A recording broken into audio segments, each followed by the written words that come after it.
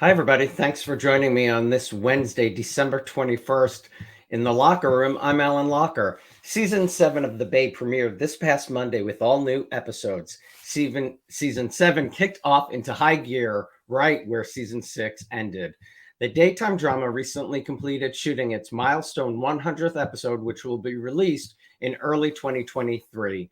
Viewers can watch Season 7 at 3 p.m. Eastern, 12 Pacific on Popstar TV, with encore presentations at 8 p.m. Eastern, 5 p.m. Pacific, and 11 p.m.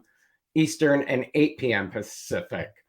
The series shoots in Burbank and on location throughout Southern California, and this season the cast flew to the Caribbean and shot on location in beautiful Puerto Rico. The soap takes place in a town cursed by the spirit of a murdered senator, played by Golden Globe winner and special guest star Bruce Davison. The residents of Bay City struggle after a shocking cataclysmic event leaves everyone wondering who lives and who dies. Season 7 stars Christos Andros and Karichi Tran as super couple Pete and Vivian Garrett, Mary Beth Evans as Sarah Garrett, Tristan Rogers as Commissioner Lex Martin, A. Martinez as Nardo Ramos, and my guests today, Brandon Beemer as Evan Blackwell, Celeste Fianna as Tamara Garrett, Eric Nelsen as Daniel Garrett, and Mike Manning as Caleb McKinnon. Please help me welcome Eric Nelsen and Mike Manning to the Locher Room. Hey, gents. How's it going? Alan. Good to see you, man. Thanks for being here. Thanks. Celeste and Brandon will join us in a little while. Christmas is just around the corner. Hanukkah started. Are there any traditions in your family or any great holiday memories you have from your childhood? You go first. Okay. Well, Christmas is huge in my family. We've always gone, the family that does the house from head to toe, lights all around, and just like make it the most possible extraness that you can have.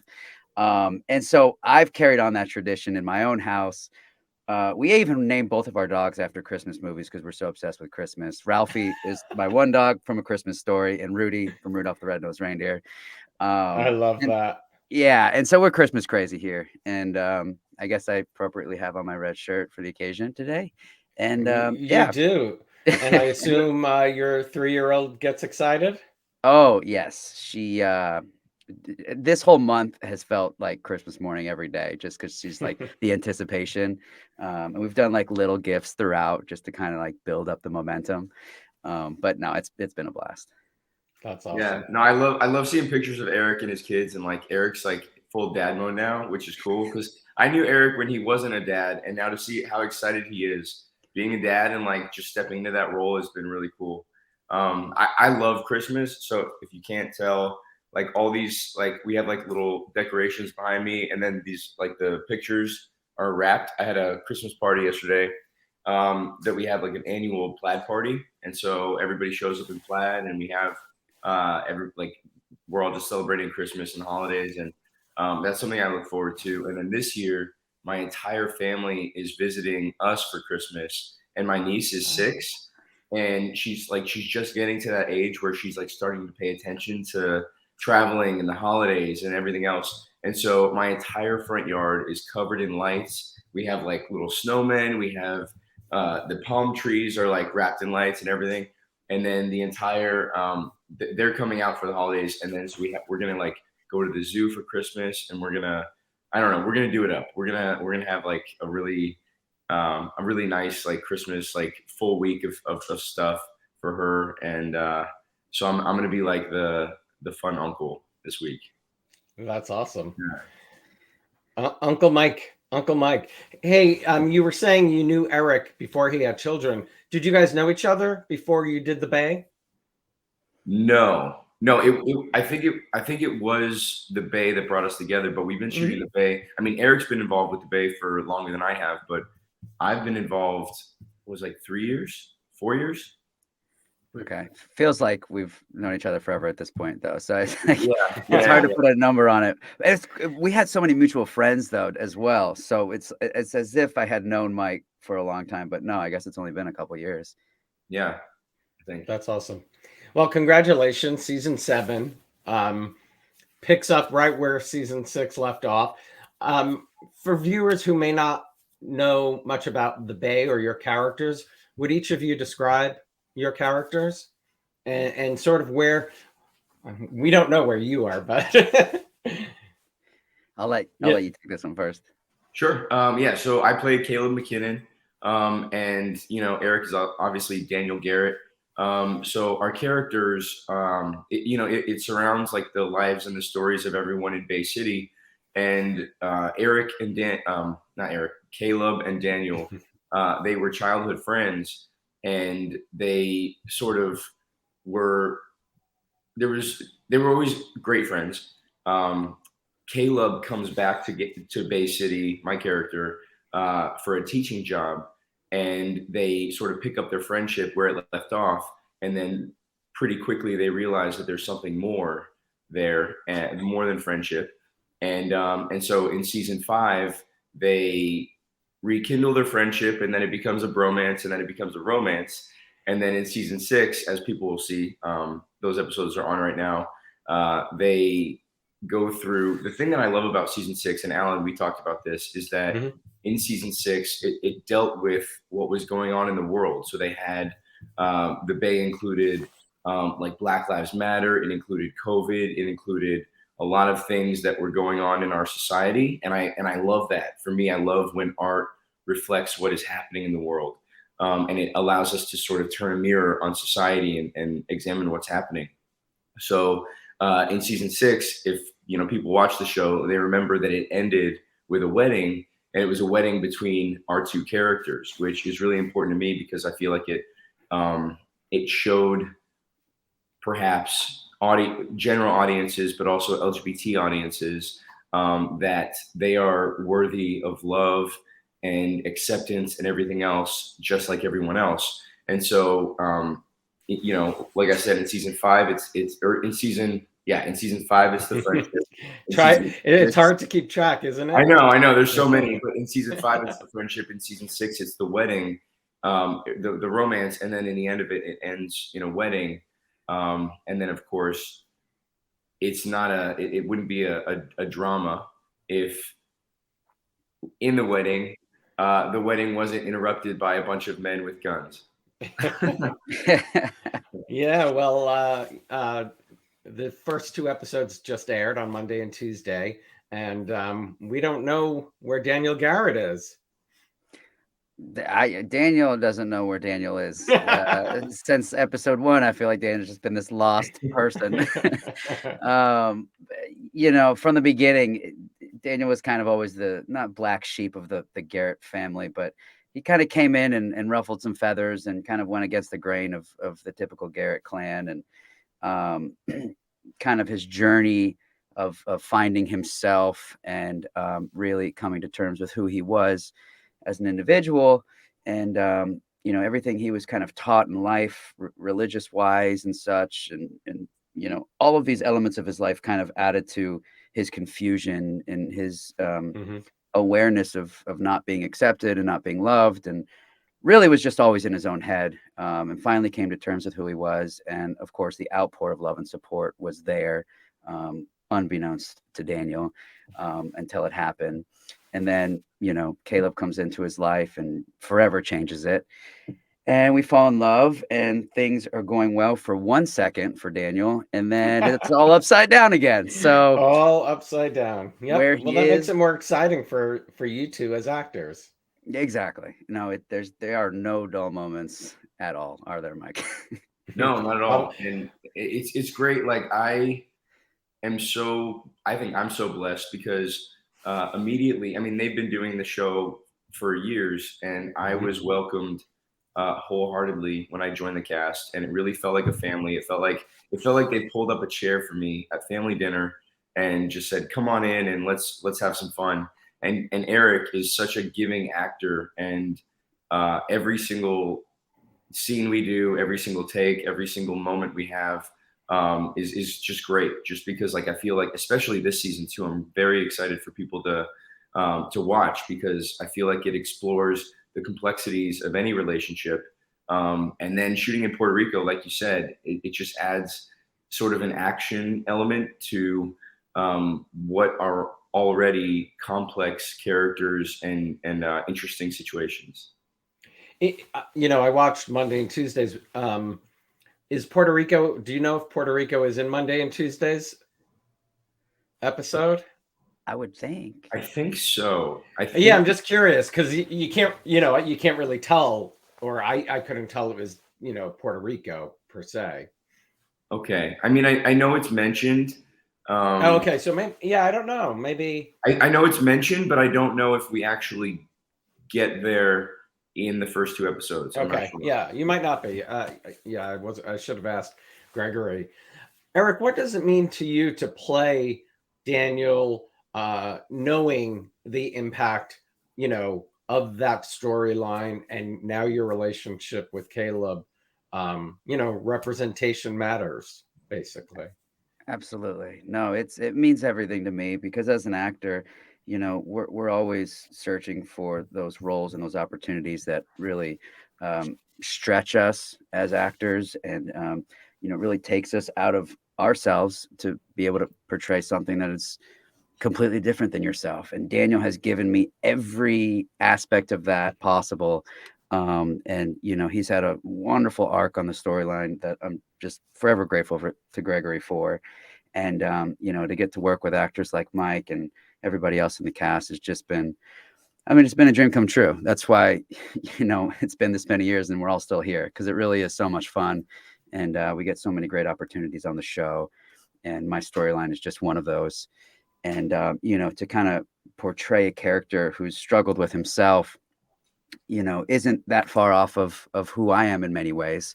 The specifics might not be the same, but, I've had a lot of struggles and stuff in life that I've been able to pull from, to bring Daniel to life. So although it might not be the same struggles as Daniel, it's easy to relate to a lot of it. And I think that's the case for most people. We don't really know what's happening behind, closed doors, and everyone's got their own story and struggles. And, I felt blessed to be able to bring Daniels to life, and in a community that I've found so much support from and love. And, the LGBTQ plus community is just, I feel like open armed, welcomed me. And I still get people on Instagram and stuff write to me and just say that it's touched them. And, thank you for telling the story because I've struggled with something similar. And, those are the real reasons that I feel like we do this. And so it makes it that much more special. Absolutely. I can't remember, and I might have asked you this the first time you were on. When you joined the Bay, did you know from the get-go? Did Gregory have that in mind that Daniel would be gay from the beginning? No, I don't believe he did. Gregory's very collaborative, and so we had many discussions about, maybe Daniel's trajectory, and I just knew that I wanted to be stretched as an actor, and hope for fun and challenging storylines, and that's the way the character ended up going. And honestly, I couldn't have asked for a better script and storyline and all of it to ask for. So very happy with how it went. And again, just get to flex those muscles. Yeah. And what I have to say too, that Eric, you're no stranger to stories like this with your role as a producer on The Inheritance, right? Big Broadway producer over here. He is. The last time you were on the show, Eric, you were nominated. So I will get there because I do want to ask. I just gotta plug my boo. Yeah, no, I love that. Thanks, I was Mike. planning to. So I'm sure you both threw up your arms in protest the minute Gregory said you had to go to Puerto Rico. Oh yeah, it was awful. No, terrible. No, I love Puerto Rico. I love Latin culture. I spent a semester in college. I spent a semester in Mexico just because I wanted to get better at Spanish and be, just be out of Colorado and be somewhere new. And during that time, I fell in love with the Latin culture in general. And I know that Puerto Rico is different than Mexico, but there are, some similarities. And I just loved it. I didn't want to leave. And and as Eric can attest too, there are so many different parts of Puerto Rico, and each part feels like a different. I don't know, World. I'm sorry. Feels like a different world. It feels like a different world. Yeah, like San Juan is different than where did we shoot? We were south in I forget the name of it right now, but in San Juan, it's like the city, and we shot at this beautiful hotel, and the mayor shows up, and he, and there are people everywhere, and there's like a pool and bathing suits and everything. And then we go south, and it felt like we were in the middle of nowhere, and it was very dry and arid and like almost like desert like. And so it really allowed us to feel in the season that our characters, without giving too much away, our characters were, sort of like on this journey and this adventure to find the people that they love in this foreign place that they had never been to before. So it really allowed us to sort of jump in and be absorbed by the adventure story and absorbed by putting our characters in situations and in an environment that made them uncomfortable, and it added to the stakes of the entire season. So I think that, like I said earlier, I think that audiences will see a different side of characters that they've come to know in the first, 6 seasons. That's Well awesome. said. Had you been there, Eric, yourself before? I had actually. My first cousin got married there. She married a Puerto Rican guy that she happened to meet in the New York, I believe, or Florida. But yeah, so we had a wedding there a couple years before we got to shoot there. So I had a nice taste of it. But of course, we did like all wedding activities, and it was very much focused on that. And so getting to see the other side of Puerto Rico, that like how we did on the Bay, was insane, because I, like Mike said, it's just there's so many different experiences to have there. And so I felt like I was re-experiencing Puerto Rico for the first time, just because of all the new adventures that I feel like we ended up on. Eric, what did you find? Was it a spider in the sink or in the room or something? Scorpion, day one. Scorpion. Yeah. So we were sort of staying in these little apartment, like cabin style buildings, and the whole cast was on this, like, what would you say? It's Ranch? like this, ranch. Okay, ranch. So we were all in this ranch, and we had like these little buildings, and Eric and I were sharing the building up the hill. And so one day he like finds a scorpion in his room. And from then on out, I was like checking my shoes. I was checking under the bed. I was like, oh no, like scorpions. Yeah, that would. I'd have trouble sleeping, I think. Yeah, but it was great. It added to the adventure. It added to this whole our characters were in Puerto Rico on this mission, and here we are staying in this like ranch and having scorpions in the bathroom and having spiders and horses, like frogs and birds and weird creatures. And it was honestly it was so much fun, because like that's what we do as actors. We love to play pretend, and we love to sort of paint with whatever tapestry we're given. And I love traveling for whatever job. I love traveling to locations and sort of having that be a part of the experience of stepping into a world and filling that world with things that audiences can relate to. And with Puerto Rico, it was just that. It was like, people are going to see this, and I think that people are going to be surprised at how, especially if they watched the Bay before, how much of Puerto Rico becomes part of the story, and how much it adds to that like action adventure kind of element that the show has not had before. I look forward to seeing it. Yeah. I totally spaced on where I was going. The scorpion got you. Yeah, the scorpion totally. You got bit. totally got me. You mentioned I mentioned Gregory, but talk about working with Gregory, and what has it meant to you being a producer on the show as well? Because you're both producers, right? I haven't produced the last couple seasons, but I was on seasons prior. And Mike kind of touched on it earlier. He runs his ship like a family, and everything is conducted as if he's working with family members. And that goes offset as well. He's a master at creating comfort and this home environment in a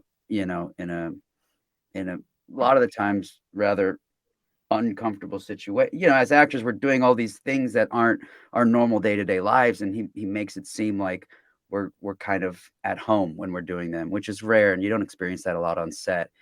And so that's my favorite part about the whole process and of knowing and working with Gregory is I call him my brother. He's like a godfather to my kids, and I know he'll be a lot more than a colleague my whole life. He'll always be family, and he brings us all together. And I feel like Mike and Christos and all of us. I mean, it's so cool, and it just makes me smile because it really is just like one big family, and it's I can't stress how rare that is. And he is so passionate about it too.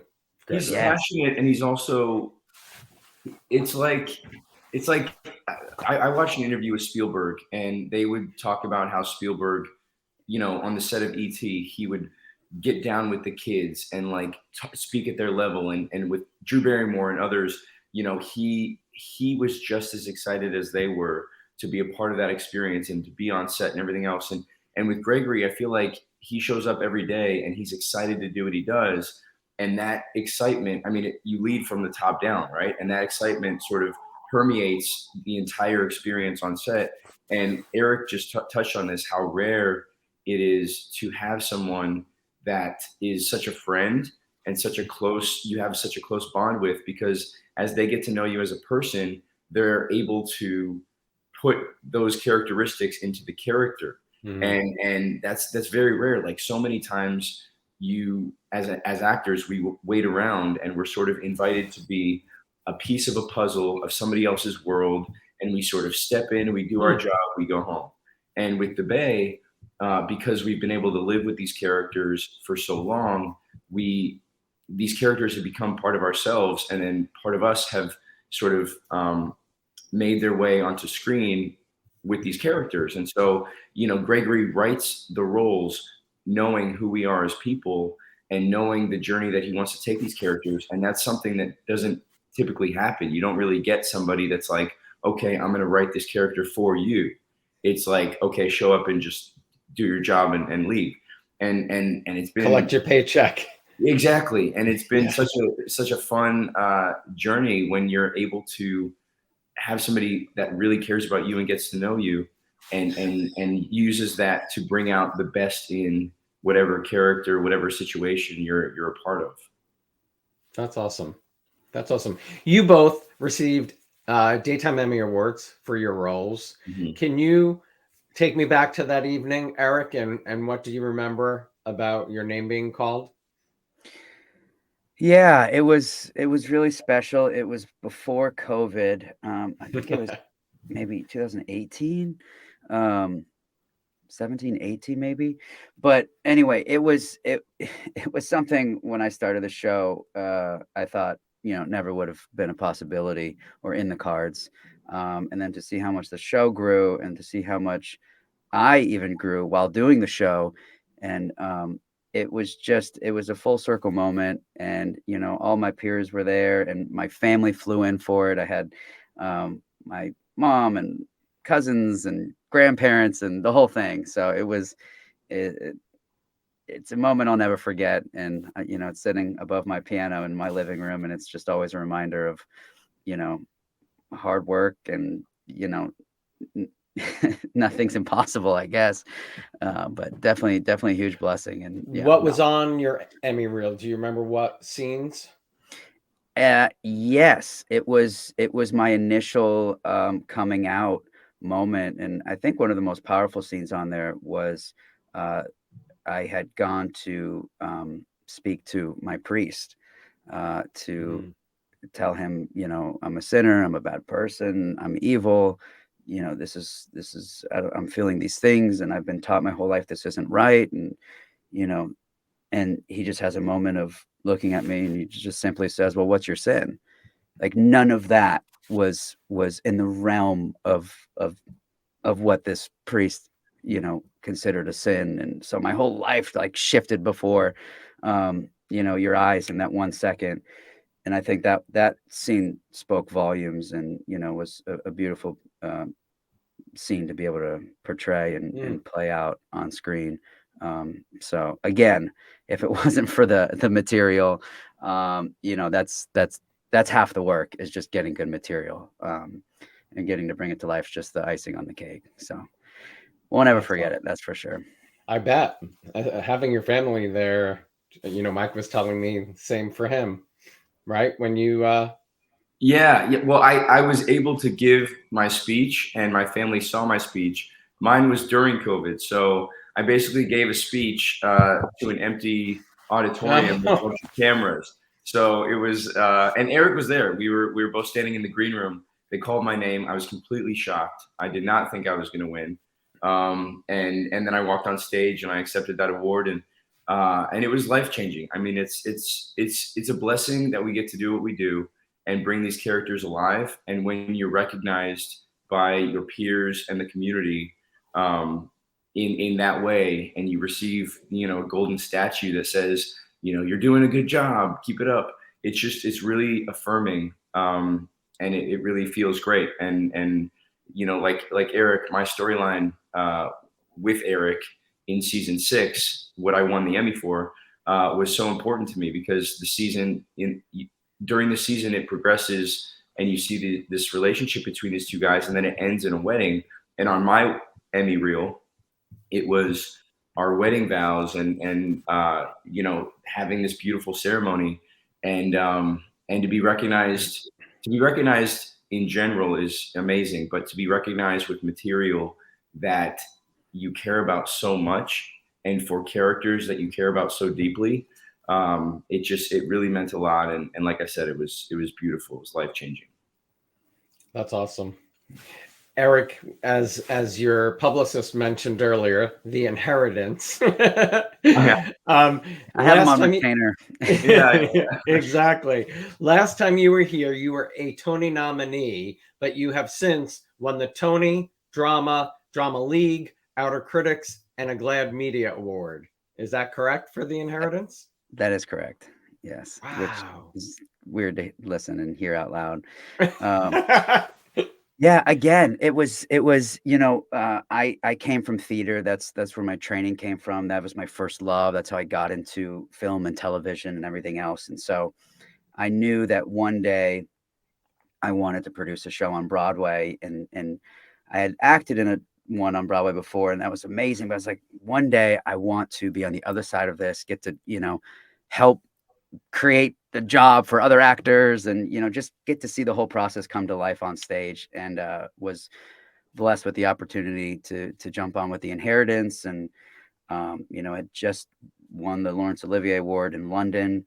So it was coming over to New York. I was like, oh my God, this is the play. This is the play. And if you've seen it or read the script, which is, 10,000 pages long, every single moment of it is so raw and real and gripping. It is a saga. It takes place in 2 shows, but after the second show, you're still sitting in your seat waiting for more and wanting more, because it's so real. And that jumped off the page, and I was like, well, I can't even imagine what this would be like on stage. And so it was just, even more expansive and beautiful to see it come to life. And we made our West Coast premiere at the Geffen recently. Yeah. And, so it's still got a life after Broadway, and it's got a couple more things coming up that we're excited to announce. So I haven't seen it, and I would love to. I wish I could have gotten out to California. I would have loved to have seen it out there. I love the people you had in it. I interviewed Tuck Watkins just before it opened on my show. His publicist saw it in New York, and it was fantastic. I'm so mad I didn't. Yeah, I've heard just amazing things, but that really, I mean, and was that your first that you produced? Yeah, and Wow. on a team of a bunch of other producers, so it wasn't, it was a small part in the grand scheme of things, but any part to be involved with a show like that, is just those moments you just fight for, and it worked Wow. out. So yeah, and I got to do it with my wife, which was the best part. Oh, I do remember that. I do remember that. Hey, and both of your characters are going to be in the spinoff, right? YA? Mine, Yes. yes, yes. Yeah, we're in the. Yeah, I remember we shot. At least I guess we can't really talk about scenes. Yeah, Can we? but yeah. But I think what audiences would already know is that. So my character Caleb McKinnon is also a teacher, and that's what brought him back to Bay City, and introduced him to this whole world. And so simultaneously, we were shooting. I was shooting the Bay with Eric as Caleb, and sort of exploring this romantic side, and then also shooting YA as a teacher. And it was like it was bizarre because it was the same character in the same world, but it was a completely different aspect of that character. So I would show up to school with my briefcase and my, like khaki shorts, like their pants like tucked in and everything else. And so we're shooting the exact same time. It's like the same world, the same character, but a completely different aspect of that character. And that was bizarre because I don't think that'll ever happen to me again, where I'm shooting two shows simultaneously as the same character, but like different sides of the same coin. And it was crazy. It was bizarre, but I can't wait for people to see that as well. If they like the Bay, especially younger audiences, I think, then I think that they're really going to like YA. That's awesome. I feel like you were Clark Kent on YA, and I got you as Superman. It's perfect. Oh my God. Thank you, Eric. I'm a huge Superman fan. And so the fact that he just said that just made my heart so happy. Yeah. Who's your favorite Superman? It was fun. Yeah, exactly right. Like it was like when Clark Kent takes his glasses off and he goes and fights crime. Like it's the same kind of thing. But yeah, and YA has some really cool moments too. Like it's going to be the leads of that show are the D'Ambrosio twins, who are also in the Bay, and then you just see them with their friends in high school. So it's very much like I think YA stands for York Avenue, but it's like York Avenue in Bay City, but it's also like a young adult series. So I don't know. It was a lot of fun. That's awesome. Yeah. Can't wait for that too. You guys are nonstop. Gregory's a machine. Well, when you love what you do, I mean, it's easy to get up in the morning and just try to do it, like something about Eric. And I think, I would like to think of myself this way too, is like, we love what we do so much, and we're constantly looking for new opportunities and new ways to play in the sandbox with people that are like-minded, that love what they do. And when you surround yourself with a community that continuously does that, that's when you're able to just keep creating, and hopefully, you go up to bat and you take a swing, and you hope that audiences like what you do and connect with what you do. And with the Bay, we've been lucky so far. So hopefully people love season 7 and continue to watch, and it enables us to keep creating in ways that we love. That's awesome. Well, I will let you two gentlemen go, but I wanted to ask you, Mike, since you just said Superman's your favorite, who is your favorite Superman? Oh, Christopher Reeve, like hands down. Yeah. No contest. No contest. Well, let me bring out Celeste Fianna, who is here. She'll say hello to you two. And then you two gentlemen, thank you so much for spending a little time today. And congrats on season 7. Thank you. Hey, Celeste. Hi everyone. How are you? Hey, Celeste. How are you? Good. Nice to see you. Hopefully. Well, I'm going to let before you jump in with Celeste, I just have to say Celeste killed it this season. She was fantastic. Her character went to places that her character's never gone before. And just like sometimes the scenes between her and Eric, I would just sit back and watch, and I'm like, oh my gosh, like this is brilliant work right now. So thank you, Mike. I can't wait to see it. I haven't seen it yet. So yeah. I would just see it from behind the camera, and I'm like, yeah, it's fantastic. Well, that's awesome. Well, Celeste and I will talk, and hopefully Brandon will join us. But Eric and Mike, thank you so much. Happy holidays. Great to see you both. Too. Thanks for having us. Nice to You're see so you. welcome. Hello there. How are you? Good. How are you? Happy holidays. I'm well. Happy holidays. I had asked the gentleman, since Christmas is around the corner, because it's Wednesday and Christmas is on Monday now. Any favorite holiday traditions? What are you doing this holiday? This holiday, I think I'm gonna be in LA. I've got my family here. I'm a LA local native, and traditional just cooking. Gregory and I we love to cook, so we actually fight over it sometimes. I'm like, I want to cook, and he's like, I want to cook. So it winds up being like a really delicious meal in the end. And yeah, so lots of cooking, gifts, just a lot of family time, close friends, our chosen family. So it's a really wonderful time. I don't think I've been in LA for Christmas for a couple of years, so it'll be nice. Oh, really? Yeah. During the pandemic, you weren't?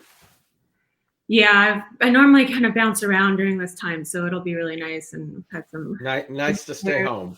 Yeah. Yeah, I bet. Well, I asked the gents as well, for those watching who might not know Tamara Garrett, who is she? Oh, and where was she at the end of season 6, so that people, yes, are up to date. She is a bit of a troublemaker, and you'll see that she's always finding ways to cause a little bit of a ruckus. But she's kind of like helplessly in love with Brandon Beemer's character, Evan Blackwell, and they've got a little bit of a tumultuous sort of a roller coaster of a relationship, but their heart always seems to put them back together. And I can't give too much away for the new season, but just check out season 6, and season 7 is really, really, it just, I know when we were filming it, I was like, wow, it's more action packed than ever before. It's just got so many layers to the story, and so many characters and different dynamics, and we keep saying this every season, but it's our best season yet. So it's good though, we keep kind of raising the bar on ourselves, and Gregory, challenge yourselves, right? Yeah, the actors all really came through tremendously well, and just very exciting stuff. I can't wait to see it. I've only seen little bits, so I'm also in a little bit of suspense to see how it comes out. Nice. Did you know Brandon before working on the Bay? Yes, we had met and hung out at the Emmys and a few times at like social gatherings and stuff. So we had an acquaintance friendship going on, prior to filming, and then when we got into filming, it was he's really easy and fun to work with. So yeah. Do you have a favorite moment of working with Brandon? Gosh. Yeah, I don't know. There's been so many fun scenes. I really love and I'm sure it all blurs together because you've been There's doing been it. a lot of them. Gregory, I really like it when he pushes the two of our characters and like really has us go at it. So those are fun scenes. But yeah, he's just easy and fun to work with. He's really a great on camera co-star. It's just really a pleasure to work with him. And yeah, I'm excited to see what this new season holds. And we actually we've gotten into season 9 too, so that's right around the corner as well. Wow, that's amazing. Yeah. So I said it earlier, but Gregory is a machine. Right? Yeah. he really is. Were you up in arms like the other two gentlemen about having to go to Puerto Rico? Oh, I was not upset. Not an upset. I'm just kidding. We had a really fun time. It was great. It was we got some amazing content. I mean, some of the locations that we filmed at were just incredible. I mean, I can't say too much, but it was cool. yeah, it kind of brought you to where you were in the scenes and in the character, because your surroundings and stuff, you know, Yeah, you're in this. Puerto Rico's beautiful, so Yeah. beautiful. Yeah. I didn't mention it to the guys earlier, but when I worked on Guiding Light, we were there for a week on remote shooting in Puerto Rico, and we had the best time. Yeah. Time. Oh my gosh. Yeah, I've done that. It's like 22 years ago or something crazy, really? but it was amazing. It was an amazing experience. And I was going to ask the other guys, but I didn't get a chance. They said that you were all in like a ranch, you know, where you were staying. Was everybody there at the same time? Yeah, pretty much. There was some coming and going because, you know, different schedules, they work out differently. And, you know, for the most part, we were all there for 2 to 3 weeks. So that's awesome. So it probably felt like college or something. It was a lot of fun. But we were all very focused, and we had to really stay in our characters and, you know, be in the role. We stayed on a hacienda, and this beautiful like hill mountain thing, and on the other side of the island in Puerto Rico. And then we also had some people staying up in San Jose, so we'd kind of commute back and forth, and it was great meeting the locals. And then we worked with a lot of like local crew, and it was just great. And then just meeting everyone involved over there as well. They'll be flying out for our premiere, so that's cool. Oh, you're gonna have a premiere there? We're having one in LA. Oh, that's awesome. Yeah. Well, here is your co-star, Brandon Beemer. Cool. Oh, I actually made it on. You made it on, and I love it. You're in a car. Look at this. Oh my God.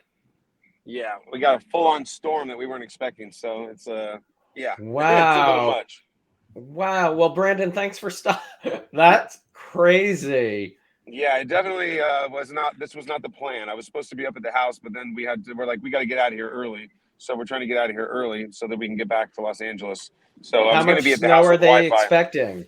I think we got like 3 or 4 feet, like in the last 24 hours or 48 hours, I think is what it was. Wow. That's great. We made it out. Good. What's that? You didn't get far? Yeah. I got stuck in Mammoth with one of the snowstorms one time. Yeah, I mean, we were just about to get turned back around, and we were like, oh no, but it looks like we might be going back. And then they let us go through, and we're like, all right, so we guess we're going. So we're cruising now. We're not cruising. We're going like 19 miles an hour. Well, tell me, we were just talking about Puerto Rico. What was it like getting to shoot on location in Puerto Rico? I didn't go to Puerto Rico. Oh, no. I was stuck in a hospital bed. Oh, right. Yep. Yeah. I just saw the first 2 episodes, so I saw you in the hospital bed. Yeah. Yeah, but it looked like it was a lot of fun. It looked like Puerto Rico was a lot of fun, right, Celeste? Yeah, it was fun. It was great. We had lots of people flew out, and we had a blast. Yeah. It was a lot of fun. Yeah, I wish I would have gone. That would have been a lot of fun. Have you ever been? I've never been to Puerto Rico. No, I'd like to. I need to go. I think Gregory, he always comes up with good little places to shoot. I think he's got another one in the works right now that I'm definitely going to go on if it works out. Put your foot down. What is it? You've been on a number of shows, Brandon, but Celeste, you know, both of you, what's the experience been like working with Gregory and working on the Bay? I mean, for me, honestly, I think it's very laid back. It's nice to be able to work with your friends. You get multiple takes. You get like a sort of a collaborative sort of input where you're like, hey, well, what about this? What about this? We don't have to run. We don't have to go one take like we do usually on soap operas. And we're just like one take. All right, we got to move on now. So it's nice that it's a little bit slower paced, but then, I mean, just on the creative aspect, I think it's nice of that. But sometimes you just get, you have to shoot scenes where you just sit around all day. And you're like, this is just a scene that I literally say like 3 lines and I have to sit around all day. Where on like a soap opera, you go in, you knock it out and you're out. Okay, bye guys, see ya. Absolutely. And yeah, I've had a great time. It's just, I think one of my favorite parts of it is all the different locations that we've filmed at. I mean, we've filmed all over California pretty much. We've filmed in different countries a number of times. It's really been fun going like to different locations and bringing, and we've all become like so close now as getting to know each other over the years and working together so long. It really is great. So like Puerto Rico was up there with a really fun trip. And both of you are producers on the series? Yeah, a couple not this season or last season, the season before that. Yeah, I was. And then Celeste, you're like producer every season, right? Yeah. Well, talk about your role as a producer. Oh, it's great. I mean, I love it. It's just kind of like natural by now. All of us kind of go on autopilot. It's like, okay, we got to find the locations and we get the sponsors in, and like, we got to figure it. Like everyone kind of has their designated roles by now, for the most part. But you know, the crew, all the producers, we all know each other really well by now, and it's like very close family vibes in essence. So it's great. I really enjoy it, actually. I think if I was like, oh, I don't know if I should do that this season or I can, or be like, nope, you know what you're doing. Or everyone else, you know, we're all kind of anchored in by now, and it's really great. That's awesome. Well, Brandon, I don't want to take a lot of your time while you're in the car. The holidays are around the corner. Do you have any holiday traditions in your family? And not so much traditions, but I usually like to go home and spend Christmas with the family. But this year, I'm not going to go, and it's going to be weird. I'm going to just be alone, basically, because on days we're working up until the 23rd, and then my dad's birthday is on the 29th, and we're having a birthday party for him on the 7th. So I was just kind of like, wait. Do I really? I was just home for Thanksgiving. I'm like, do I want to go home for Christmas and then come back and then go back again? So I think I didn't want to race to Eugene on Christmas Eve for like one holiday day and then come back here and then go back again. So I don't know. I guess that would be the tradition for me is going home and spending it with my family, which I don't get to do this year. So. And how's days going? Anything you can tease about? Shit, I don't know. I mean, you already. Yeah, well, people already know. Yeah. I don't want to get you in trouble. Yeah, Bo and Hope are back for a little while now. And so is Sierra. Hi. That's Victoria back there. That's awesome.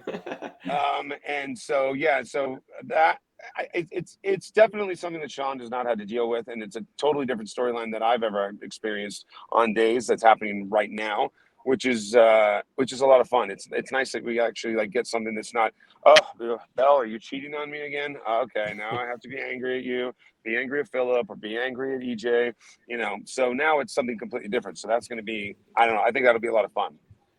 Well, and your two characters on the Bay are fighting quite a bit. Oh yeah. Oh yeah. I mean, Jesus, come on. I mean, I can't trust not Celeste, but Tamara. I'm always like really, really wrong. She's like just, not even she's just always wrong. Yeah. She's just always so trying funny. to just get by. New ways to really screw things up. Hey, well, that's what we need, though. We can't all be happy. If we're all happy, then what the hell are we gonna do? We'll just be sitting there. Then you have a boring show. Absolutely. Yep. Absolutely. Yeah. But the boy, Mike and Eric just were talking about season 7. Celeste was just saying, you got a lot in store for the viewers. So we'll all stay tuned. Yeah, that'll be fun. I can't wait to see it. Yeah, me too. I'm excited. Well, you both have a happy holiday. Thank you both for stopping by. Awesome. Congrats on Alan. season 7. Thank you. Thank you, Alan. Thank you very much. Good to see you, Celeste. Have a great holiday season. Nice to see happy you. Holidays. Drive safe. Okay. Yeah, drive safely. Yeah, I know. We're 22 miles an hour. Slow and steady. Yeah. Slow and steady. Yeah. Post some pictures because that is something. Oh, I just posted some. Oh, okay. I'm gonna go check on Instagram. I'll go look. Yeah, it was just pouring. I had to dig the car out this morning. Oh God. You'll see that too. Fun times. Drive safe. Happy holidays. Right. Thank you, man. You too. Bye, everyone. Bye, Celeste. Thanks so much. Thanks everybody for tuning in today. Don't forget, you can watch The Bay daily, Monday through Friday at 3 p.m. Eastern, 12 Pacific on Popstar TV, with encore presentations at 8 p.m. Eastern, 5 p.m. Pacific, and 11 p.m. Eastern, 8 p.m. Pacific. And season 1 through 6, I believe, are currently available streaming on Peacock. Please join me tomorrow to meet the winners and filmmakers from this year's Out at the Film Festival in Winston-Salem, North Carolina. Please subscribe to my YouTube channel. You can turn on the notifications down below. And if you want to stream and if you want to download an audio podcast, just search The Locher Room on your favorite streaming platform. Have a great evening, everybody, and I will see you tomorrow.